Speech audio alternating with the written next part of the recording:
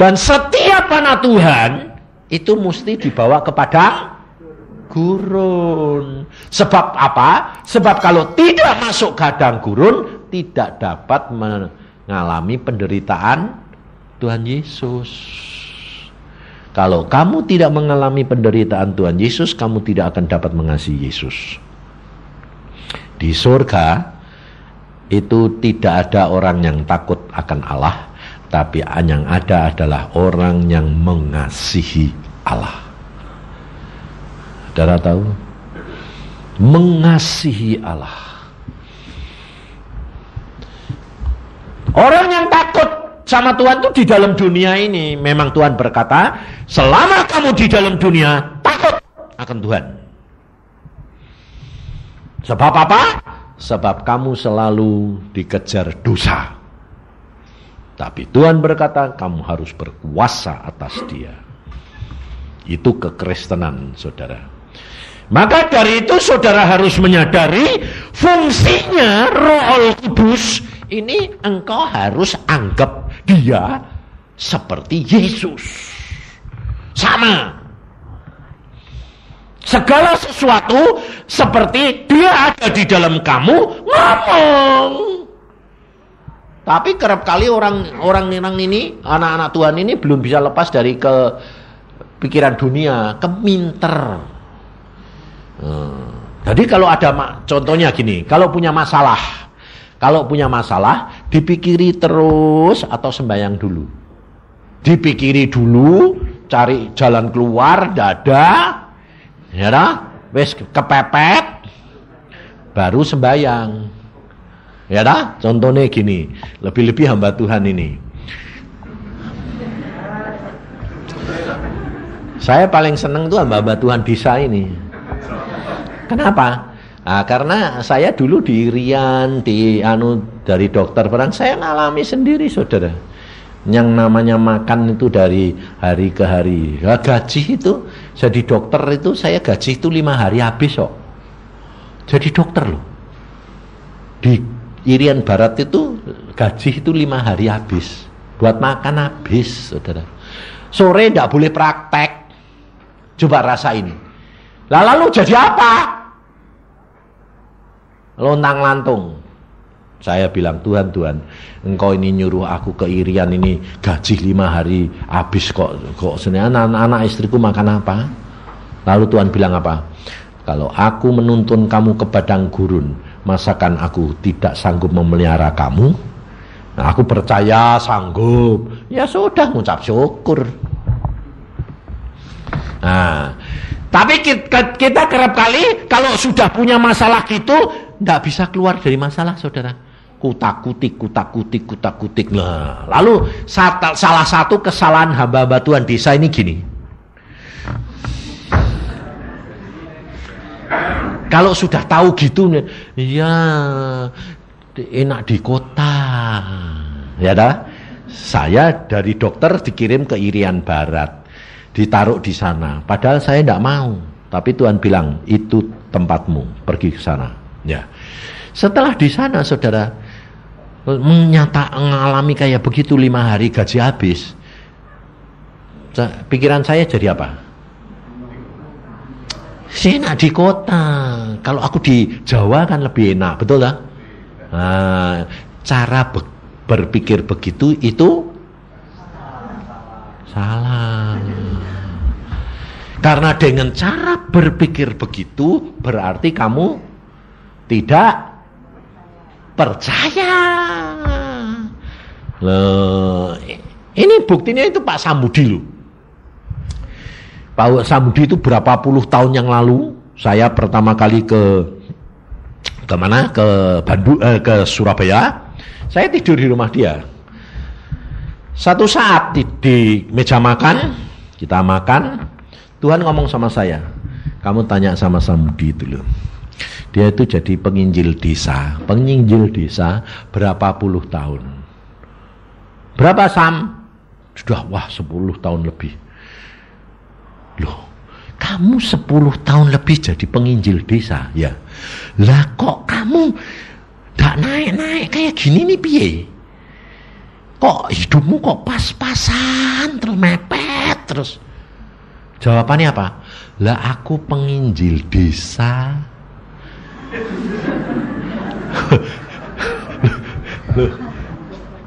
Aku penginjil desa jadi dapete cepean.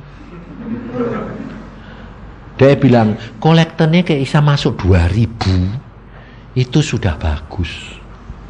Aku bilang oh, terus Tuhan bilang gini sama saya, lihat-lihat cara berpikirnya itu yang menjadi tudung penghambat berkat. Aku bilang salah kamu. Padahal dia sama saya tuh terpaut berapa tahun Sam? 8 tahun. Tapi saya terus terang, salah, bertobat. Saya bilang, cara berpikirnya salah. Loh, salahnya apa? Salahnya apa? Memang dia penginjil desa. Kenyataannya terimanya kolektor cuma atusan. Lah kalau ini dia bilang gini, aku sekarang itu hidupku cukup loh, Yusa. Itu lumayan, tak pernah ndak anu. Loh tapi ini ndak cukup, ini ngepas. Ngepas itu ndak cukup. Cukup tuh selalu lebih. Lawang saya diantar ke sama mobil dia. Aku bilang, waduh mobilmu kok panasnya kayak gini sih sama. Lalu dia bilang, ini lumayan nyetatere. Orang gini, orang jeglek nih, rogo-rogo sih. Aku bilang, lo sam-sam kowe iki apa? Lo nyetatere itu mesti ngerogoh. Aduh. Mobilmu erek-erek ini bilang tahun, aku bilang gitu. Ya bertahun-tahun. Lu pita lah aku penginjil desa. Salah. Aku bilang itu salah berpikir, saudara tahu. Itu kurang Saya lalu tanya gini, kamu yang menempatkan kamu jadi penginjil desa siapa? Siapa? Oh, dia jawabnya Tuhan. Tuhannya kue atau Tuhan yang sungguh? Saya bilang, yang menempatkan kamu jadi penginjil desa siapa? Tuhan. Nah, kalau Tuhan yang menempatkan kamu dan kamu tinggal di Surabaya, kamu akan dicukupi sebagai hamba Tuhan di Surabaya.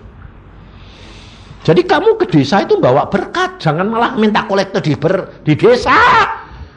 Kamu nginjil ke desa, dapatnya kolektor mbok urip dol kota. Ya, bukan ngepas lagi, mepet. Nah, itu seperti pengalaman saya di Irian, saudara. Lalu bilang, salah itu, bertobat. Terus bagaimana? Kamu ngomong sama Tuhan, pikiranmu dirubah. Ngomong gini, aku adalah hamba Tuhan, Allahku adalah Allah yang kaya, aku diutus ke desa. Oke, saya tinggal di Surabaya, saya akan dicukupi hidup seperti di kota Surabaya. Ngomong terus, akhirnya dia berubah, saudara. Dia berubah. Kemudian saya pada waktu itu mau pulang, saya bilang, Tuhan kasihan dong, montore herek-herek gitu kok Tuhan, aku bilang gitu. Kayak gitu loh Tuhan, herek-herek terus nyetater mesti ngerogoh-ngerogoh, terus lap-lap. Terus Tuhan bilang gini, beritahukan nanti kamu datang 4 bulan yang akan datang dia pakai mobil baru. Saya ngomong sama dia di meja makan, kamu tahu saya besok pulang, nanti kalau saya datang lagi bulan April ya pada waktu itu ya, kamu pakai mobil baru. Dia bilang, siapa yang ngasih?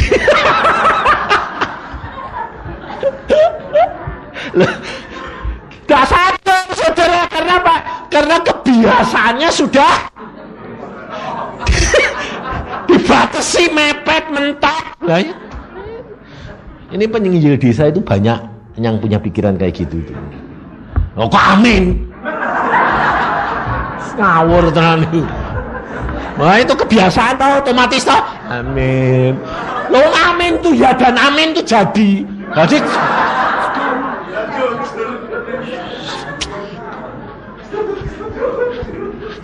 Sebab Tuhan berkata apa? Mati hidupmu terletak di mana? Lidah. Jangan latah. Barang-barang amin. Didengeri dulu, dipikir. Amin. Wis payah tenan loh. Hamba-hamba Tuhan ini kerap kali itu gitu loh. Sok rohani ya. Amin.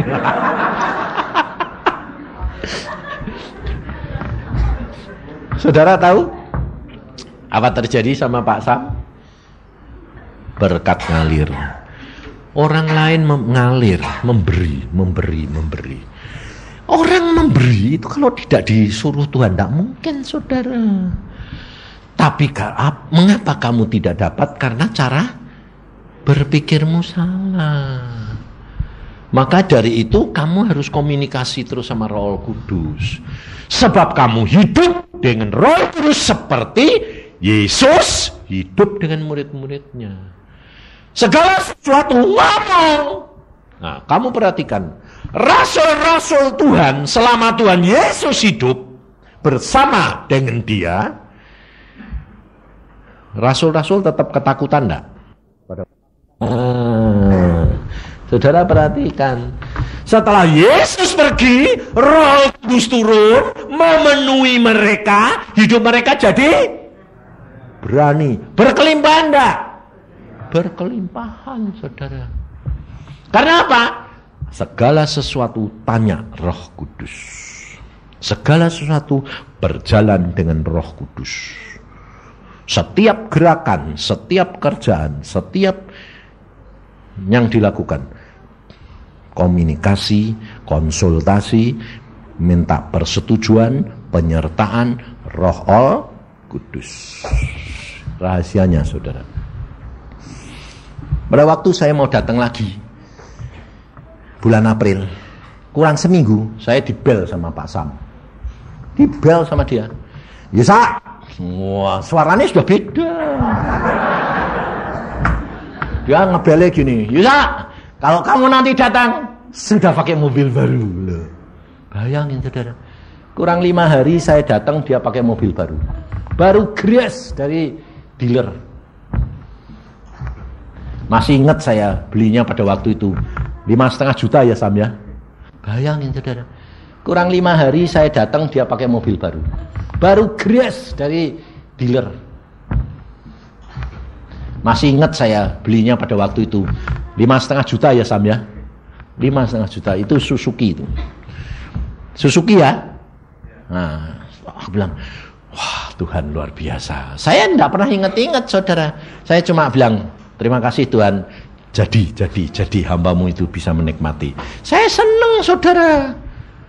Saya tidak lalu kepingin dia pakai mobil baru, aku yuk kai baru Tuhan. Tidak. Kalau firman Tuhan jadi itu satu anugerah, kenikmatan. Saya sampai di Surabaya, dijemput dia. Wah, ya ini nyetak ndak rogo-rogo. Tapi saudara, setelah saya dijemput dia, lu kok panasnya kayak gini, Sam? Lu belum ada AC-nya. Kamu ini minta ndak pakai AC? Ndak berani, mintanya cuma pase, cuma itu kok. Les, kamu ini. Minta itu yang lengkap gitu loh. Oh, ini saja sudah puji Tuhan. Terus saya bilang, kamu ini. Terus saya masuk kamar, saudara. Saya masuk kamar, Tuhan bilang gini, Tuhan itu enggak dipasangi AC sih Tuhan. Loh, AC ini itu ya kamu yang kepanasan ya, kamu yang bilang sama dia, suruh beli. Beli, aku bilang. Dia ya enggak berani ngomong, duitnya tidak. Ya, iya. Setelah aku bilang beli, aku bilang, sudah sana beli. Ya tok. Saya pulang dari pelayanan dapat uang, tak buka 400.000 pada waktu itu. Kamu dapat berapa Yusa? Saya kalau dapat uang kan selalu tanya mbak Tuhan gini, Tuhan ini duit buat apa ini? Kantongi, habis tak kantong. Pada waktu itu, gue dapat berapa? 400.000 Tuhan. Gue tadi kan ngongkon si Sam suruh beli AC toh. Saya ini bayari. Kok lucu aku ngomong.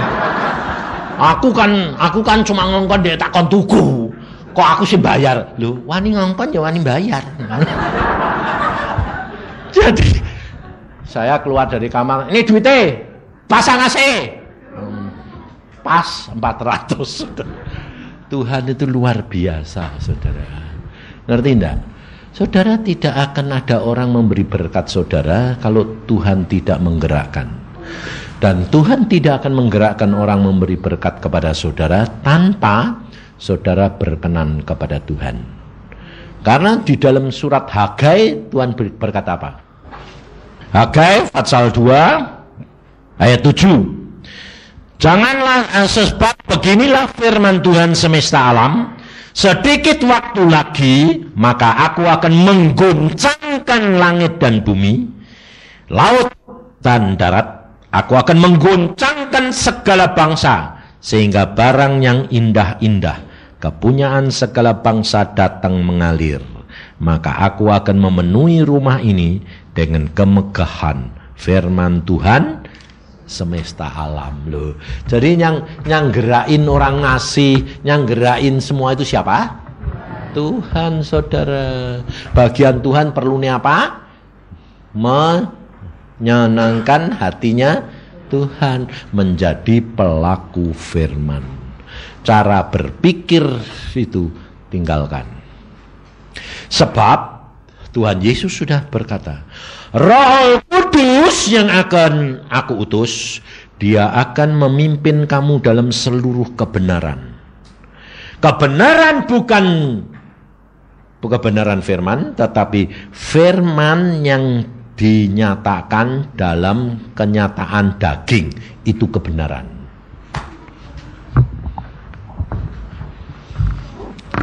Yesus itu roh yang menjelma menjadi daging. Jadi Yesus disebut kebenaran. Jadi yang saudara dan saya dikatakan kebenaran itu firman, Yesus itu firman yang menjelma di dalam daging saudara, saudara secara daging ngalami. Itu kebenaran. Jadi tidak hanya sekedar firman tok, tapi dibuktikan di dalam perbuatan. Karena iman tanpa perbuatan mati. Itu kebenaran, saudara. Serta Tuhan Roh Kudus, Yesus sudah berkata, Roh Kudus yang akan aku utus, dia akan mengajar engkau. Mengajar apa? Dalam segala hal. Lihat di dalam Yohanes tadi. Supaya saudara itu tahu bahwa saudara itu jangan bergantung kepada manusia. Di dalam Yohanes 14 ayat yang ke-26. Tetapi penghibur yaitu Roh Kudus yang akan diutus oleh Bapa dalam namaku, dialah yang akan mengajarkan segala sesuatu kepadamu dan akan mengingatkan kamu akan semua yang telah kukatakan kepadamu. Dia akan mengajar engkau dalam segala hal. Jadi tidak terbatas firman Tuhan. Kamu kerja, kamu apa? Semua. Di sini itu ada, saudara. Etna itu sekarang catering. Dulu dia tuh sekolah SGKP tukang jahit. Waktu di dalam kesulitan dia berdoa begini. Gini, saya kerja apa ya Pak? Loh, ya mau kerja apa? Masak. Loh, aku itu tidak bisa masak. Praktek, nyatakan hidup dengan Roh Kudus, mau masak ngiris lombok, ngomong Tuhan carane ngiris piye. Mau goreng, Tuhan pimpin tanganku, garme seberapa, kecapnya seberapa, semua atur. Saya gini, dari dia catering, dia bisa memelihara keluarga nih. Dan masakannya enak. Aku kalau datang sini mesti dimasaknya dia. Nah, dan aku ngerasake, aku tahu. Ini rasanya beda ini. Ini orang kurang sembayang. Selalu tak tegur, aku bilang, kowe itu masakan ndak enak ini. Pasti kowe kurang sembahyang. Iya, agak frustrasi. Lah. Ngerti saudara? Saudara itu harus alami sendiri. Kalau tidak kamu ngalami sendiri, tidak akan percaya bahwa Tuhanmu itu Tuhan yang luar biasa. Hidup nyata. Sebab Roh Kudus itu nyata, bukan teori. Ngerti tidak? Makanya itu yang Tuhan suka apa? Seperti yang Tuhan Yesus lakukan selama di dunia, saudara lakukan. Apa itu? Bangun pagi, sembayang. Itu Tuhan paling suka. Sebab Tuhan Yesus sendiri itu bangun pagi, sembahyang. Biarpun Tuhan Yesus itu tidak ada waktu, tapi kalau kamu disuruh bangun pagi bilang apa? Ngantuk. Tapi selalu ngototnya minta Nggak usah ngotot minta berkat, kamu melakukan datang dewek. Itu saya alami, saudara. Berkat saya itu sekarang dari dulu, dari makan hari ke hari itu tiap tahun naik terus. Naik. Sekarang saya itu diberkati Tuhan, artinya digaji sama Tuhan. Itu gaji saya lebih dari direktur. Saya dapatnya itu tiap bulan itu mesti dikirimi Tuhan, paling tidak 20 juta. Nggak kerja, nggak nginjil, di rumah nongkrong. Ya berkatnya ngalir terus loh. Yang ngasih siapa? Orang yang nggak kenal malan. Yang kenal ini nggak pernah telepon, Pak kirim berkat.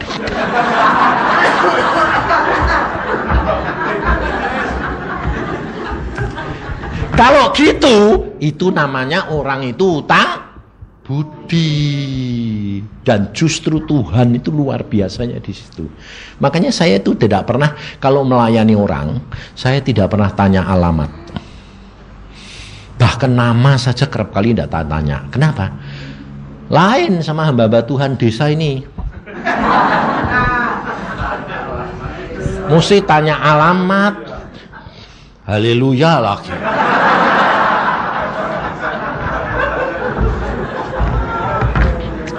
Karena pikirannya belum keluar dari akalnya kurang terus. Salah, ada kowe ini kurang terus, itu sama dengan kamu imani. Tidak pernah lepas. Saya kalau melayani orang tidak pernah saya tanya namamu siapa, saya tidak. Sebabnya Tuhan berkata, jangan ingat-ingat supaya kamu tidak bergantung kepada jasa yang kamu lakukan. Saya tidak pernah ingat. Tapi orang itu cari sendiri. Saya selama 3,5 tahun tidak ngajar, tidak khotbah, tidak konseling di rumah. Sembahyang cuma 5-6 jam baca Alkitab. Tiap bulan tanya istri saya, dikirimin orang. Tiap bulan mesti ada orang telepon. Mau cari Pak Yusa, siapa kamu? Pak Yusa tidak kenal aku ya tidak kenal Pak Yusa. Tapi aku diperintah Tuhan ngirim duit semua kamu. Berapa? 7 juta, 8 juta, 10 juta. Sampai satu saat saya sampai tidak bisa ngerti, saudara. Ibu-ibu turun dari angkot. Dari angkot bawa tas kresek. Mau cari Pak Yusa. Loh, ibu dari mana? Saya dari Jakarta, Pak. Loh, naik apa? Naik bis. Sampai sini naik angkot, cari rumah Pak Yusa. Ngapain? Saya bilang, mau nganteri berkat Pak. Berapa? 6 juta. Hah? Naik angkot. Loh, ini kan butuh buat kamu. Iya Pak, tapi wong aku utang sudah lama. Jual rumah sudah janji, dibuat Pak Yusa, tak pakai dulu, dimarahin Tuhan, Pak, aku jadi bangkrut. Jadi sekarang diberkati lagi, aku sudah cepat-cepat bertobat, Pak, tak kirim ke sini. Bayangin saudara. Dari Ambon, dari Jambi, dari Medan, ngirim sendiri, tidak kenal. Sampai sekarang itu ada beberapa waktu saya mulai nginjil lagi. Orang-orang di Jakarta itu ibu-ibu bilang, saya mau ketemu Bapak, kenapa? Saya nama ini Pak, tidak kenal Pak Yusa. Pak Yusa ya tidak kenal aku. Tapi Tuhan perintah, nama Yusa, suruh ngirimin. Loh, Yusa yang mana? Yusa Cipto. Loh, alamat sampai saya itu tanya-tanya. Baru ketemu Pak. Tuhan itu luar biasa. Loh, saudara tahu? Hidup dengan Tuhan itu hidup dengan kenyataan, bukan teori. Jangan punya pikiran langsung gini, waduh, kenalan terus dong. Pak, kartu nama dong, Pak. Terus habis itu nanti sampai di desa nulis surat. Erek. Tolong Pak didoakan sambil dana.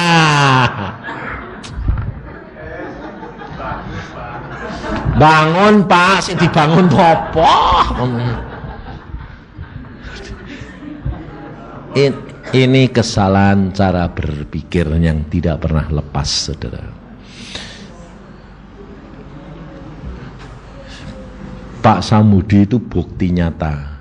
Setelah itu dia nginjil, tidak pernah kekurangan. Kenapa? Tuhan itu menilai cara, kalau engkau hamba Tuhan ditaruh di desa, hidupmu di kota, kamu akan dipelihara Tuhan seperti di kota, dan kamu harus jadi berkat. Di desa sekalipun tidak masalah. Saya ngalami sendiri di Irian. Tapi dalam waktu 6 bulan Tuhan angkat saya tinggi-tinggi. Saya jadi kaya raya di Irian. Kenapa? Karena Tuhan memberikan pengertian, peluang. Loh ini udah ada mebel, loh ini udah ada. Oh maksudmu aku bokon Irian nih, gini Tuhan. Jadi dokter kalau jam 2 pulang tidak ada kerjaan. Lalu Tuhan bilang jalan-jalan sana. Ngapain jalan-jalan? Ke toko-toko.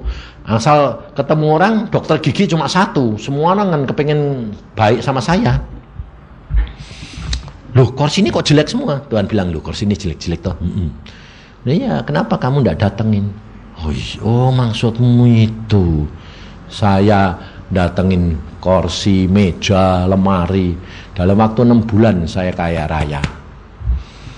Kamu tahu aku taruh sini kenapa? Aku mau memberkati kamu loh. Lalu istri saya waktu itu sebelum 6 bulan, Tuhan ini makan 5 hari habis ini piye? Burung dikasih makan mosok kamu ndak? Ya sudah, ngucap syukur. Istri saya dikasih hikmat, bikin es mambu, harganya 50 sen, dijual di sana 2 rupiah. Saudara, yang beli rebutan.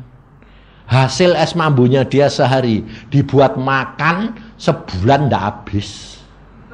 Saya bilang, caranya Tuhan kok aneh-aneh sih? Apa saja kalau Tuhan bilang jadi, betul? Amen. Jangan membatasi kuasa Allah. Maka dari itu cara berpikir saudara harus berubah. Makanya dengan Tuhan itu lakukan bagianmu. Kamu bergaul karib dengan Roh Kudus. Segala sesuatu bicara, ngomong, tanya. Nanti apa rema datang, jalankan. Kamu akan dituntun Tuhan. Naik, terus naik. Makanya anak-anak saya juga nikmat semua saudara. Naik terus. Karena apa? Karena berjalan bersama dengan Tuhan, bukan berjalan dengan manusia. Kalau saudara berjalan dengan pikiranmu, saudara tidak sampai. Tapi mulai ini, jalan bersama dengan Tuhan, kau akan sampai. Amin. Mari kita berdoa.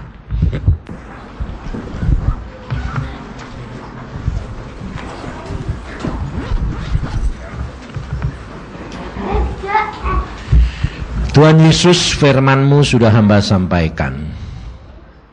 Anak-anak-Mu sudah mendengar. Sekarang tinggal mereka mau praktek atau tidak.